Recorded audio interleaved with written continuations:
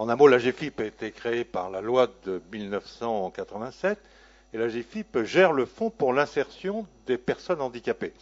C'est une gouvernance paritaire. L'originalité, c'est le paritarisme élargi. Vous avez non seulement les représentants des employeurs et les représentants des salariés, ça c'est le paritarisme traditionnel. Qu'on n'a pas dit tout à l'heure, c'est que la CFE-CGC était représentée par M. Salengro. Et vous pouvez lui faire confiance pour que la CFE-CGC soit bien représentée au sein du conseil d'administration de la GFIP. Il intervient, et il intervient souvent, et comme vous l'imaginez, d'une manière tout à fait pertinente. Alors le paritarisme élargi, ce sont les associations. C'est-à-dire que non seulement il y a employeurs salariés, mais vous avez aussi les représentants des associations de personnes handicapées. Et il faut essayer, c'est le rôle du président, de trouver un consensus entre des intérêts qui ne sont pas forcément toujours les mêmes. Mais je crois que ce qui nous motive, c'est que nous avons une mission, qui est l'insertion et le maintien dans l'emploi des personnes handicapées. Et lorsqu'on dévie, il y a toujours quelqu'un pour rappeler notre mission. Et c'est la raison pour laquelle on arrive assez facilement à des consensus en recherchant l'intérêt général, en dépassant l'intérêt particulier. Donc, insertion des personnes handicapées, qu'est-ce que nous faisons? Nous faisons beaucoup de formations. Et je tiens à souligner que la région Rhône-Alpes est une région assez exemplaire. Nous avons trouvé tout de suite avec votre président, M. Kéran, et avec vous-même, Mme Novelli, la bonne voie. La formation, on peut mettre des milliards dans la formation. Ce n'est pas tellement ça qui est important. Mais c'est d'avoir des actions de formation qui soient pertinentes. Et avec le président Kéran, on a bien vu qu'il n'y avait pas 36 solutions, qui peut sembler évidentes à vous tous. Mais je peux vous dire qu'en faisant la tournée des régions, ce n'est pas toujours évident partout dans toutes les régions. Ça consiste à dire faire de la formation en partant des besoins des entreprises par bassin d'emploi. Quels sont les besoins des entreprises? Bassin d'emploi par bassin d'emploi. Et ensuite, d'essayer de voir quels sont les organismes de formation qui possèdent des actions de formation permettant d'arriver à ce niveau de qualification, ou les organismes qui peuvent nous aider à monter des actions de formation, de voir aussi quels sont les financeurs. Et là, la région est un grand financeur à côté de la GFIP. Vous voyez, c'est une idée qui est simple. Et ce que j'aimerais, ce que nous aimerions, c'est qu'on la retrouve dans toutes les régions. On ne fait des formations qu'à partir du moment où il y a des besoins. Des formations qui ne sont pas des formations par qui, mais des formations qui débouchent sur un emploi. Et il ne peut y avoir un emploi que si l'emploi existe dans une entreprise. C'est évident, mais ce n'est pas partagé par tout le monde. Donc, beaucoup d'argent sur la formation. C'est 25% du budget de la GFIP. Sur la dernière année, c'est 13% d'augmentation de notre budget en matière d'action de formation, et toujours ciblé sur ce principe. Nous formons à partir du moment où il y a un besoin. Je rappellerai seulement que le niveau de qualification des personnes handicapées est faible. Si vous prenez le niveau 5, BEP, CAP, et en dessous, 80%. 80% des demandeurs d'emploi ont un niveau qui est inférieur ou égal au niveau 5. Dans la population des valides, c'est 60%.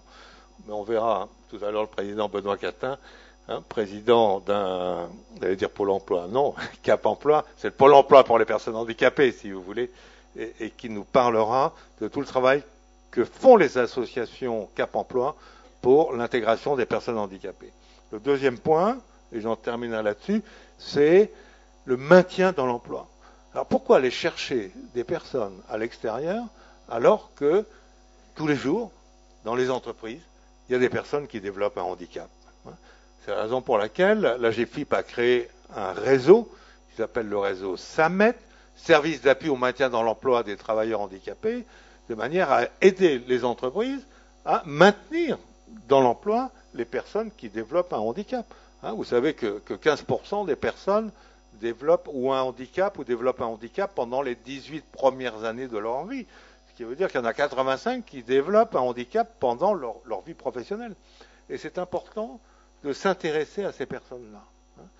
C'est pas si simple parce qu'il y a beaucoup de réticence pour les personnes handicapées d'aller déclarer leur handicap et de faire reconnaître le handicap par les maisons départementales des personnes handicapées.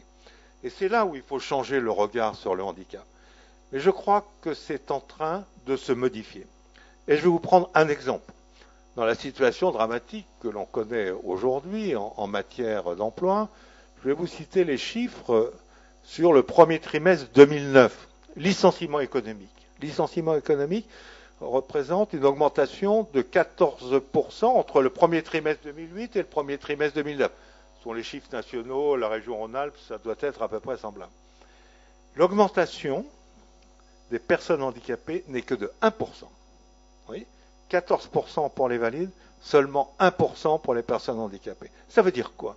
Ça veut dire que les entreprises sont en train de réaliser que d'avoir recruté des personnes handicapées, de les avoir insérées, de les avoir formées, c'est tout un travail. Et qu'à partir du moment où on mettait sur le bord de la route ces personnes-là, d'abord, un, elles auraient beaucoup plus de difficultés que les autres à retrouver un emploi, et que deux, elles représentent pour l'entreprise une vraie valeur ajoutée. Pensez bien que si les entreprises ont moins de licenciés pour raisons économiques des personnes handicapées, c'est bien parce que ces personnes handicapées ont un savoir-faire, ont un talent, et ont su faire reconnaître les compétences qui étaient les leurs. Vous voyez que dans ce monde un peu gris qui est celui de l'emploi aujourd'hui, il y a quand même quelques lueurs d'espoir pour les personnes handicapées. Il faut rendre hommage aux entreprises qui les gardent, mais surtout aux personnes handicapées qui ont su montrer et démontrer qu'elles étaient capables d'avoir une compétence, d'avoir un savoir-faire, d'avoir un talent. C'est pas par compassion que les chefs d'entreprise gardent ces personnes handicapées aujourd'hui, c'est bien parce qu'il y a une valeur ajoutée apportée par les personnes handicapées. Et l'AGEFIP travaille beaucoup pour le maintien dans l'emploi des personnes handicapées. Merci, Monsieur Duchesne.